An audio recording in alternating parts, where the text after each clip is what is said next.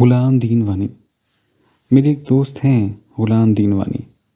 انہوں نے ساری عمر نمازوں اور عبادتوں میں گزاری ہے، لیکن آج تک وہ دعا مانگنے اور دینے والے کے مفہوم سے واقف نہیں۔ وہ اتنی حد سے دعا مانگتے ہیں کہ میرے نزدیک ان کی دعا دینے والے کی توہین کا باعث بن جاتی ہے۔ ان کی دعا کا متن کچھ ایسا ہوتا ہے: یا باری تعالیٰ، بے شک مجھے زیادہ نہ دے، لیکن اتنا تو دے کہ میرا گزارا ہو جائے۔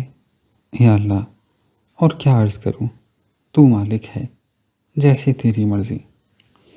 میں نے بارہا غلام دین وانی کو سمجھانے کی کوشش کی ہے کہ باری تعالیٰ کے حضور میں دعا مانگو تو اس پر قبول کرنا عائد کرنے کی کوشش کرو، یوں کہ یا باری تعالیٰ، میرا کام مانگنا ہے، تیرا کام دینا ہے۔ تو جو بن مانگے دیتا ہے، مانگنے پر کیوں نہ دے گا؟ ضرور دے گا۔ یا باری تعالیٰ، مجھے دے، اتنا دے کہ پھر مانگنے کی حاجت نہ رہے۔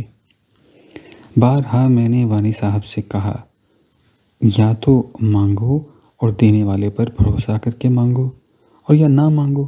یہ کیا ظلم کرتے ہو کہ مانگتے بھی ہو، ساتھ ہی یہ بھی تاکید کرتے جاتے ہو زیادہ نہ دینا، پھر اپنی مسلسل تنگ دستی پر روتے بھی رہتے ہو۔ یہ کیا تک ہے کہ ایک طرف تو مانگتے ہو اور دوسری طرف دینا یا نہ دینا اس کی مرضی پر چھوڑ دیتے ہو کہ آگے تو مالک ہے، جو تیری مرضی۔